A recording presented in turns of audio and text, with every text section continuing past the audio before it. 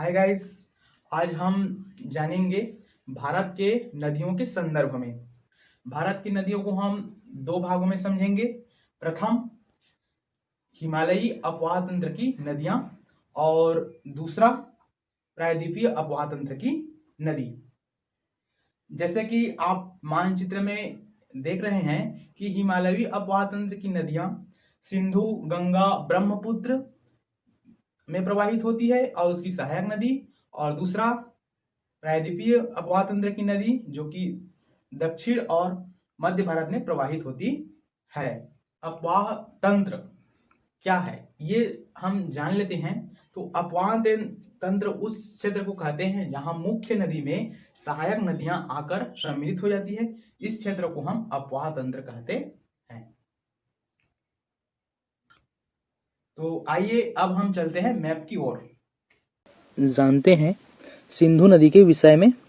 सिंधु नदी जो कि चीन के तिब्बत के मानसरोवर से उद्गम होती है और यह भारत के उत्तर पश्चिम दिशा में बहते हुए लद्दाख के दमचोट में प्रवेश करती है और यहाँ से यह बहते हुए पाकिस्तान आ जाती है। पाकिस्तान में यह कराची के पूर्व में बहते हुए यह आके अरब सागर में सम्मिलित हो जाती है। इसकी लंबाई 2880 किलोमीटर की है। इसकी 5 सहायक नदियां हैं, जिसमें से 2 बड़ी सहायक नदी है, चेनाब और सतलज। तो हम चेनाब को देखते हैं। चेनाब जो कि हिमाचल प्रदेश के केटवेल लारा दर्रा से उद्गम होती है और यहाँ यह 2 नदियों से बनती है, चंद्र और भागा, इसलिए हिमाचल प्रदेश में इसे चंद्रभागा के नाम से भी जाना जाता है।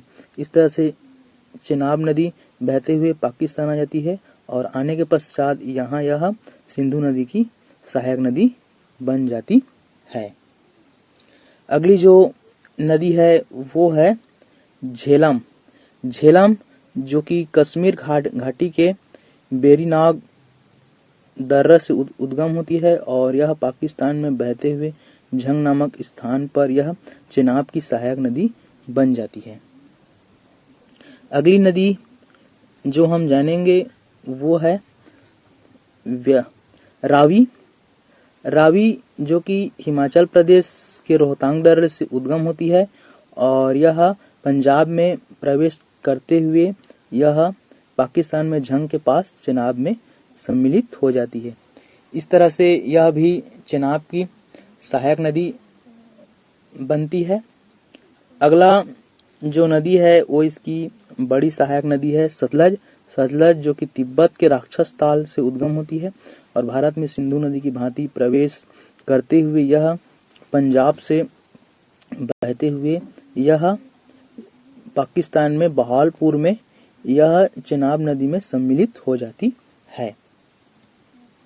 अब है व्यास। व्यास जो कि हिमाचल प्रदेश के रोहतांग दर्रे से होते हुए कुल्लू घाट में आती है और पंजाब के पास यह आकर सतलज में सम्मिलित हो जाती है।